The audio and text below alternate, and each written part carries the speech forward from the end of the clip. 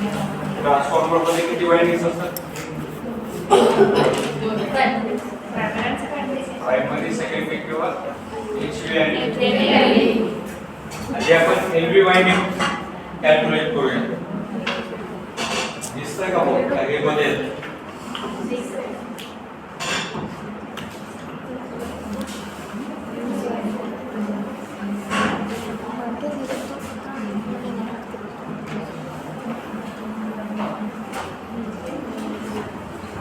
LV चे winding dimensions calculate करायचे. Dimensions म्हणजे काय कॅल्क्युलेट करायचं? Internal diameter, outer diameter, height आणि टर्न्स. याच्यापैकी टर्न्स किती टाकायचे ते माहिती आहे आपल्याला. किती काय टाकायचे एलव्ही चे टर्न्स? 185 टर्न्स टाकायचे.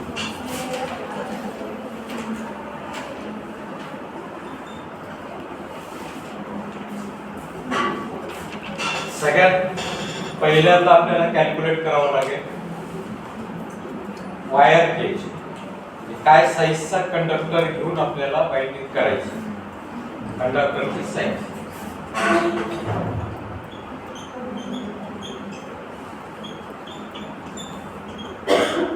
कंडक्टर एरिया कॅल्क्युलेट करायचा आहे, एसी. कशावर डिपेंड असतो conductor size? Current divided by current density. Current पाहिजे I2, यामध्ये current density.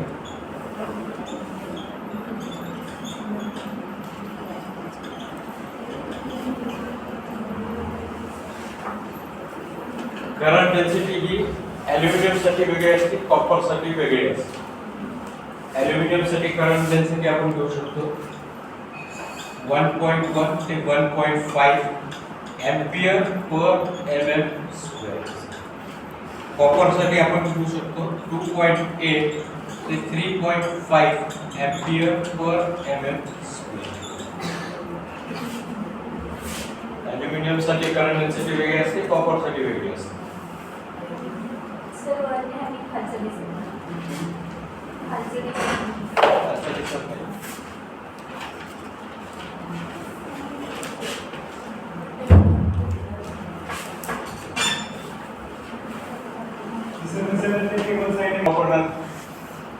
ॲल्युमिनियम तर कॉपर.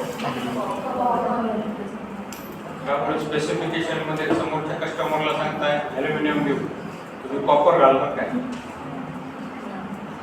स्पेसिफिकेशन काय आहे? कुठला बाउंड आहे? कॉपर बाउंड आहे का ॲल्युमिनियम बाउंड दिला आहे? मग वाइंडिंग आपल्याला ॲल्युमिनियमची करायची ना. आपण ॲल्युमिनियम कंडक्टर वापरणार.